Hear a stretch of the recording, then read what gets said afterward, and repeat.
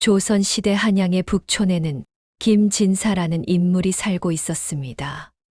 김진사는 학문이 깊고 인품이 훌륭하여 주변의 존경을 한 몸에 받았지만 한 가지 흠이 있다면 가문의 격과 재물을 지나치게 따지는 속물적인 면이 있었다는 것입니다. 그는 항상 자신의 가문이 명문임을 내세우며 다른 사람들을 평가할 때도 그 집안의 배경을 먼저 살피곤 했습니다. 그에게 있어 혼사는 단순한 결합이 아닌 가문의 영광을 드높일 중요한 발판이었죠. 대대로 이어져 온 명망 높은 가문의 후손이라는 자부심은 그의 삶의 중요한 축을 이루었으며 이는 때때로 타인에 대한 편견으로 작용하기도 했습니다. 특히 혼인과 같은 중대한 가문 행사는 더욱 그러했습니다. 오랜 세월 공을 들여 명문가의 딸과 아들의 혼사를 성사시킨 후 이제 남은 것은 귀하디 귀한 막내딸의 혼사뿐이었습니다. 김진사의 딸은 비단 미모가 출중하고 자태가 고울 뿐만 아니라 성품 또한 온화하고 지혜롭기로 소문이 자자하여 한양의 내로라 하는 많은 명문가에서 혼담이 끊이지 않았습니다.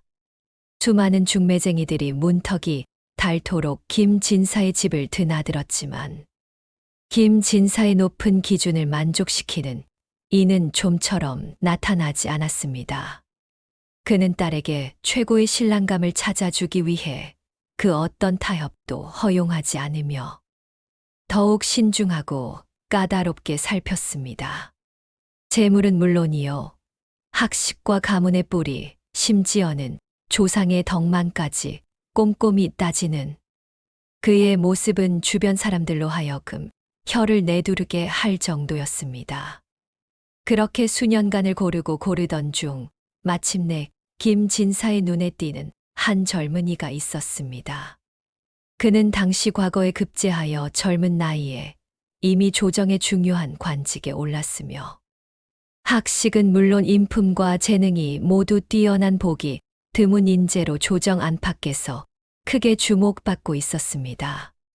학문을 게을리하지 않는 선비 정신과 탁월한 업무 처리 능력, 그리고 미래에 대한 밝은 비전을 가진 이 젊은이라면 딸의 배우자로서 손색이 없으리라 김진사는 판단했습니다. 그는 이 젊은이야말로 자신의 귀한 딸을 맡길 만한 적임자라고 확신하고 그와의 혼사를 적극적으로 추진하기 시작했습니다. 김진사는 비록 젊은이의 개인적인 능력과 장래성은 높이 평가했지만 그의 가문에 대해서는 미심쩍은 부분이 있었습니다. 젊은이의 집안은 비록 과거에는 한미한 몰락 양반 가문에 속했으나 대대로 청렴한 선비 정신을 지키며 학문과 덕을 닦아온 뿌리 깊은 집안이었습니다. 그러나 김진사의 눈에는 그들의 겉모습, 즉 당장의 부와 명예가 부족하다는 점이 못내 마음에 걸렸습니다. 그는 자신의 딸이 더 나은 배경을 가진 집안으로 시집가야 한다고 생각했고 젊은이의 집안이 자신의 가문에 비해 다소 격이 떨어진다고 은연중에 판단했습니다. 이러한 속마음은 비록 겉으로 드러내지 않았지만 김진사의 행동과 말투에서는 미묘하게 배어 나왔습니다. 그는 마치 큰 은혜라도 베푸는 양 마침내 혼인을 허락하게 됩니다.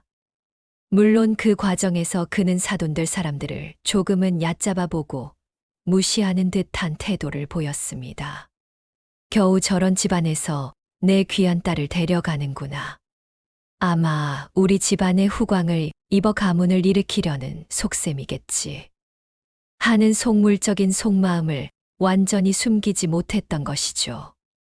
그의 내면에는 자신의 가문이 더 우월하다는 우월감이 깊숙이 자리하고 있었던 것입니다. 혼례 준비가 한창이던 어느 날, 김진사는 사돈댁에 보낼 예물을 준비하며 심사숙고했습니다. 당시 풍습대로 신랑 측에 보내는 예물은 가문의 위신을 나타내는 중요한 수단이었기에 김 진사는 자신의 재력과 위세를 과시할 절호의 기회라고 생각했습니다. 그는 최고급 쌀 1,000석을 준비했습니다. 당시 쌀 1,000석은 실로 어마어마한 양으로 웬만한 거부도 감당하기 어려운 막대한 재산이었습니다. 이 정도의 쌀은 수십 년간 한 마을의 모든 백성이 먹고 살 수 있을 정도의 규모였으니 그 가치를 미루어 짐작할 수 있을 것입니다. 김 진사는 이 예물을 보내면서 은근히 사돈댁의 재력을 떠보고 동시에 자신들의 가문이 얼마나 부유하고 힘 있는지를 과시하려 했습니다. 그는 득이양양하게 생각했습니다. 이 정도 쌀을 받으면 사돈댁에서 얼마나 놀랄까. 아마 우리 집안의 재력과 위세에 감탄하며 자신들의 부족함을 절감할 것이다. 내 딸을 사돈댁에 보내는 것이 얼마나 큰 영광인지 다시 한번 깨닫게 되겠지. 그는 짐짓 너그러운 표정을 지으며 최고급 쌀을 정성껏 포장하여 사돈댁으로 보냈습니다. 며칠 후 김 진사는 사돈댁의 반응을 잔뜩 기대하며 기다렸습니다. 과연 사돈댁에서 어떤 반응을 보일지. 자신들의 엄청난 예물의 놀라움을 금치 못할 그들의 표정을 상상하며 김 진사는 흐뭇해했습니다. 얼마 후 사돈댁에서 김 진사에게 답례품을 보내왔다는 소식이 전해졌습니다. 김 진사는 내심 자신들이 보낸 쌀 1,000석에 비할 바 못될 소박한 답례품이 오리라 예상하며 짐짓 겸손한 태도를 취했습니다. 그러나 그가 사돈댁에서 보낸 답례품을 받아보고는 자신의 눈을 의심했습니다. 그의 얼굴에는 당혹감과 충격이 교차했습니다. 답례품은 다름 아닌 쌀 1,000석이었습니다. 그것도 김 진사가 보낸 쌀보다 훨씬 좋은 품질의 최상급 햅쌀이었습니다. 쌀 가마니마다 윤기가 자르르 흐르고 그 향기마저 남달라 보이는 듯했습니다. 김 진사는 마치 망치로 머리를 한 대 세게 맞은 듯한 정신적인 충격을 받았습니다. 그의 오만했던 자만심은 순식간에 산산조각 났습니다. 그는 자신이 사돈댁을 얼마나 오만하게 그리고 얼마나 잘못 얕잡아 봤는지를 뼈저리게 깨달았습니다. 뒤늦게 알아본 바에 따르면 사돈댁은 비록 겉으로는 검소하고 소박하게 살아가는 듯 보였지만 실은 대대로 1,000석군을 넘어 10,000석군에 가까운 거부였습니다. 그들은 남에게 재산을 과시하거나 허세를 부리지 않고 조용하고 겸손하게 살아왔을 뿐 김 진사네 집안보다 훨씬 큰 부와 덕망을 겸비한 가문이었던 것입니다. 그들의 진정한 부는 단순한 재물을 넘어 대대로 이어온 청렴한 가풍과 지역사회에 대한 헌신, 그리고 지혜로운 삶의 방식에 있었다는 것을 김 진사는 뒤늦게야 알게 되었습니다. 김 진사는 자신이 얼마나 어리석었는지 겉모습과 소문에만 의존하여 사람과 가문을 판단했던 자신의 좁은 식견에 깊은 후회와 자책감을 느꼈습니다.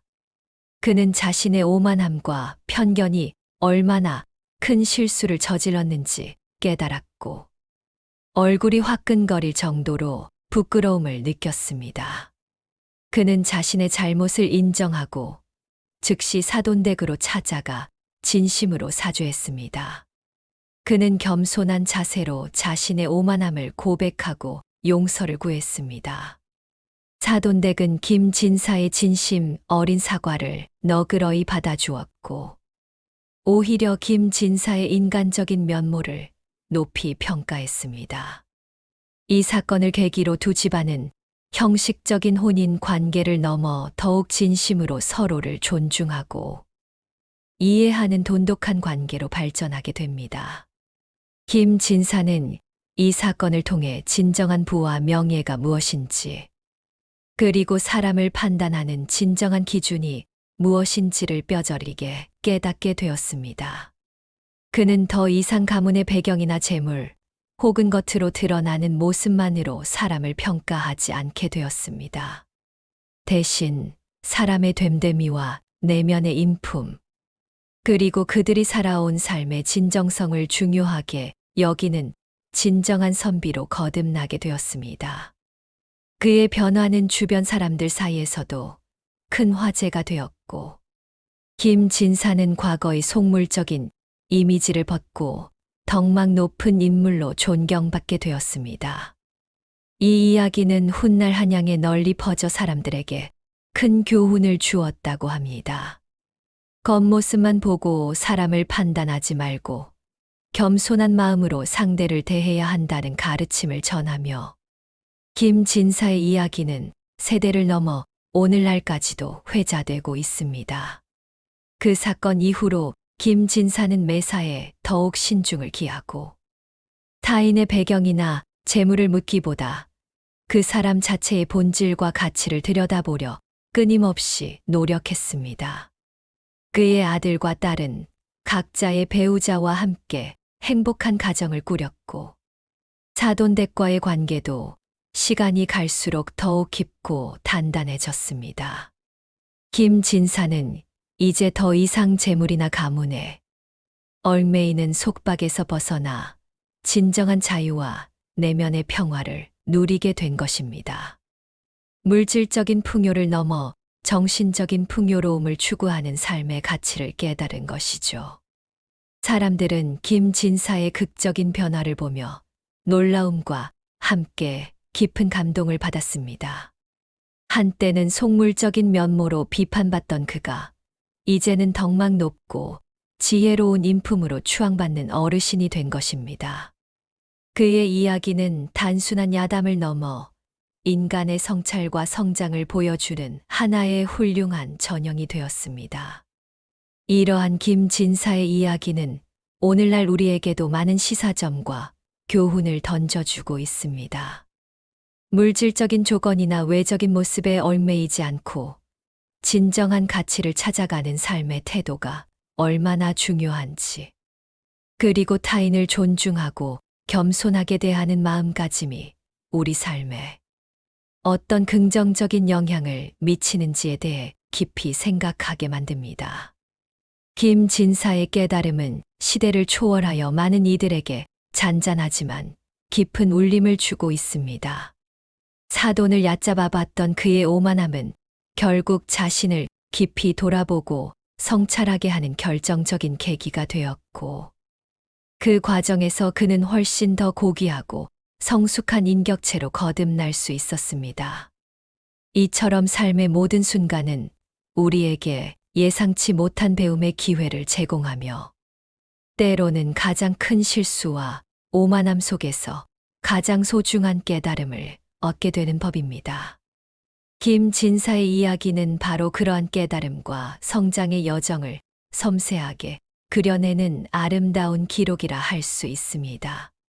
부디 이 이야기가 여러분의 삶에도 작은 영감과 함께 타인에 대한 편견을 버리고 진정한 가치를 추구하는 지혜를 선사하기를 바랍니다.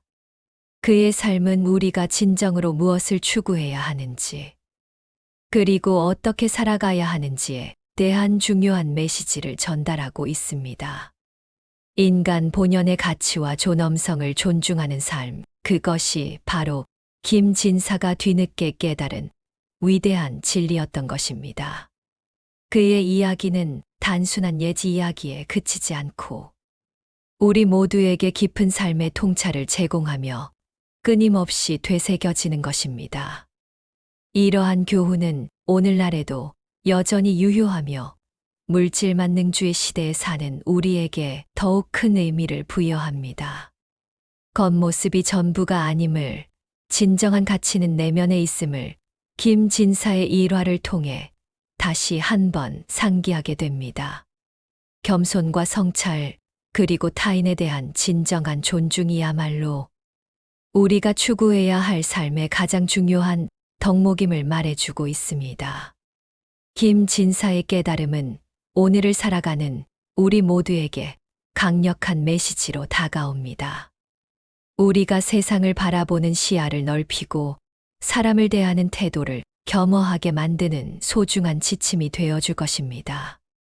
그리고 이러한 깨달음은 세대를 거쳐 영원히 빛을 발하며 우리 사회를 더욱 따뜻하고 풍요롭게 만드는 데 기여할 것입니다.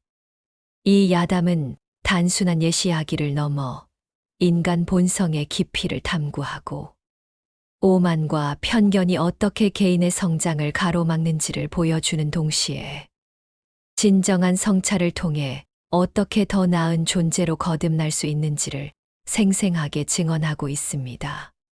김진사의 변화는 우리 각자에게도 잠재된 성장의 가능성을 일깨워주며 모든 만남과 경험 속에서 겸손하게 배우려는 자세의 중요성을 강조합니다. 그의 이야기는 영원히 기억될 것입니다.